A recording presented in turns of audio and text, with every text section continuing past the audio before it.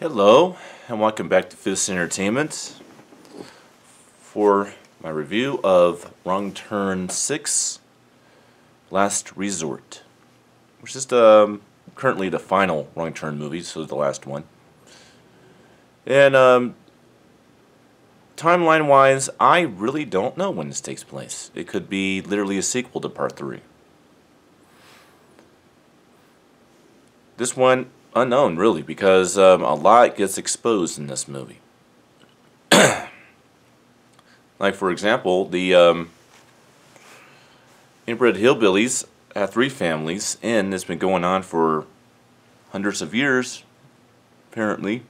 Or at least, well, it depends on which movie you look at. According to Part 5, 200 years. According to this movie, 100 years. Really kind of depends on your reference on that. Not to say, I would still say that Bloodlines Wrong Turn Part 5 is still my favorite movie, but this one definitely comes in at number 2. Yeah, this one was very psychological. It had a lot more to offer. The comedy was actually there as well. I think it was overly done on the typical slasher genre bullshit of let's get high and shit and have sex. A little too much of that in this movie, but it's a slasher movie. Gonna have that. Usually to a lighter degree than this movie, but you're gonna have it. It's a slasher movie. I also thought that the acting was pretty good. Very interesting choice for the lead actor, though, I would say. I may be wrong about this, and if I am, I have not looked up myself. By all means, let me know that I'm wrong. But I'm pretty sure that the actor who plays the lead character in this movie is the very same actor who played Charlie Brewster in the abomination known as Fright Night 2 New Blood in 2013. Now, if it's not the same guy, by all means, let me know, or I'll find out and eventually get back to you on that in a comment or below or something. But it certainly appears like it's the same guy. Certain characteristics that seem very similar. Alright, well, plot of the movie. But first off, I will apologize for Wrong Turn 5 Bloodlines being a shorter review. I was running out of battery power and I had to improvise to get everything out there. For this one, camera's fully charged, so we can talk for 15 minutes, no problem. Alright, plot of the movie. Timeline unknown. Some Wall Street broker who had a bad luck inheritance I guess a state, like a better way of explaining it, in West Virginia, because he actually is a descendant of this family, this rich family or something. So he goes over there with his friends to check it out. Then he meets his cousins who are over there that are obviously servants, and they teach him about the lore and the history of his family.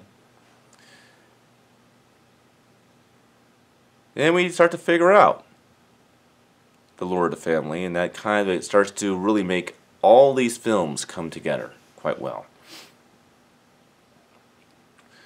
Apparently the cousins, the female cousin is other than our main character, the last pure strain of DNA in the family. All the rest of the people in the family do not have pure DNA. And obviously she wants to breed, and so the idea was to bring this descendant into the family, he was also a pure blood, and literally inbreed again. Basically, that's the idea. And obviously, throughout the movie, he gets kind of, I guess, turned to their ways.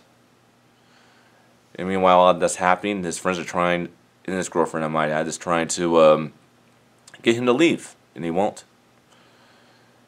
And eventually, towards the fourth act of the film, our hillbilly brothers obviously start killing off all his friends. Girlfriend does get to kill the editor cousin, who's a guy, and basically after that, he basically says, "I told you to leave." And she's like, "What are you doing?" And then basically he says it's about family, and lets the inbreed hillbillies pretty much kill and harvest her. So there you go. That's how that ends. And pretty twisted, in my opinion. The very climax of the movie shows him taking over the estate and inviting people to it. Little do they know that they're actually being invited so they can be slaughtered and harvested. Obviously, is what they're going to do. They got to feed all the families, because there's a lot of hillbillies in here. I mean, there's literally like the whole mountain area is full of them, all hidden. And they're all family members, so yeah, crazy. And basically, you see him having an intercourse with his cousin, trying to, of course, make up more offspring. So yeah, I guess pretty wild in the plot of the movie. Then of course brings us to equality. I watched this movie video on demand on Amazon Prime. Now I don't know why all of a sudden they balanced it out, but I got a sense of a balance between the video and audio of the movie. I would say this still, the movie's back to being looking more digital and warm looking, which makes no fucking sense considering the fact that this movie was remade in 2014 and recorded in high definition. But it has this more warm temperature type look to it. It had the same type of problem with Fright Night New Blood as well, which I will not review that movie. Although next year I may review that movie, because I'm planning on doing next year for Holderfest 2020 a complete let's watch ridiculously bad movies and rant on them. More on that when we get to 2020. But yeah, that's how I could look at the video. The audio, there actually was some surround effects in this movie. It's amazing. Well, they were all there in all the other films, but you could never really notice them because they were so flat. The surround effects in this movie weren't so flat. And what was funny is it's a video on demand movie. It's not DTS HD Master Audio. It's Dolby Digital 5.1. But we actually had good sound in this movie. It's very, very strange.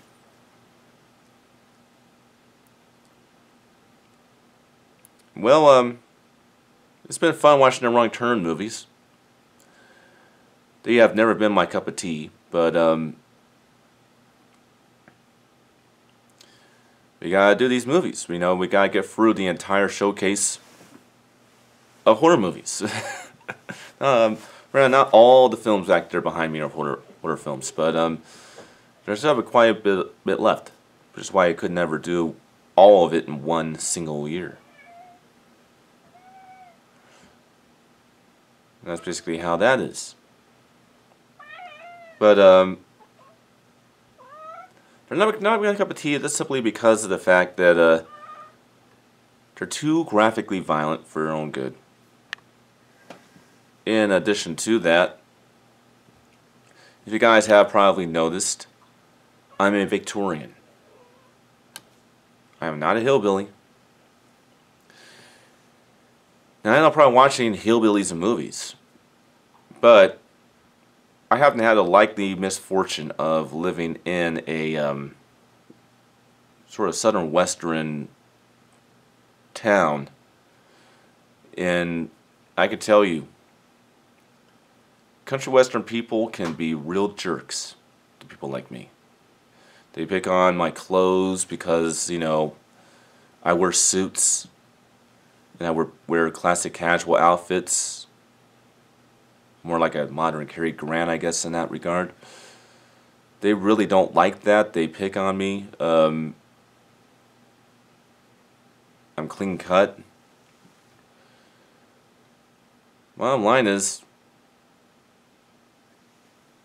you guys probably noticed for the past about year and a half, I haven't really gone out to sing music on a camera and put it onto this channel. Well, that's pretty much the reason. Because every single time I go out to sing music, I got some gangster wannabe trying to harass me. Eventually, you know, if I do open my mouth, he tries to start a fight with me, which I might add, by all means, I could probably win the fight. I am a very, very muscular individual and very tough. And I have a background in martial arts. But that's beside the point. The point is, I can't even go out to sing music most of the time without being harassed by somebody.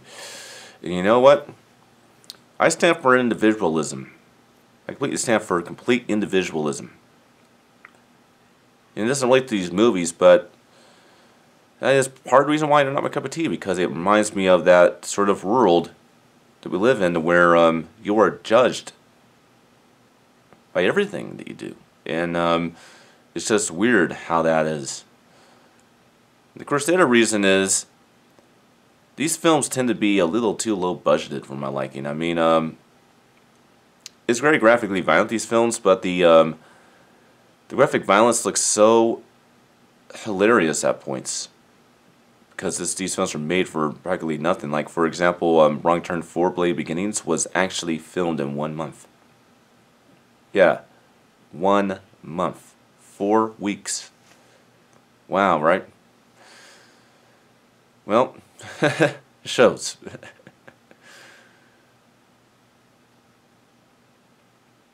Not to mention, these films were made just straight, literally, to be horrifically gory.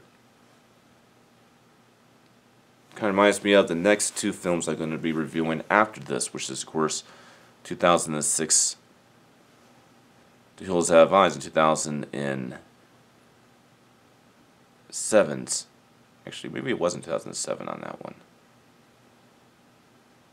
No, I think it was 2007. The Hills Have Eyes 2. Yeah, again, those are just completely graphically violent movies. They're just made out there just to be graphically violent. So those are not a cup of tea either, but that's the fun about doing this. You know, you can actually watch movies, and even if they're not your cup of tea, you can still enjoy watching them and put your thoughts out there on what you think of the movie and the quality overall of the movie.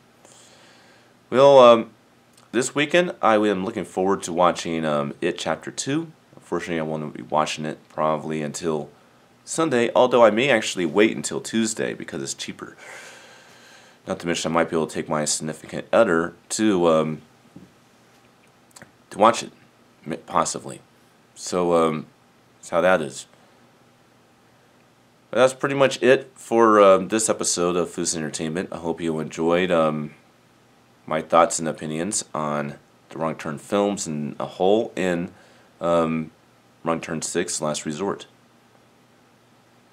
And I'll see you guys next time for my review of 2006, The Hills Have Eyes. Unrated, which is a remake, I might add, not the original. The original was made in 1978. This is the 2006 version. Well, until then.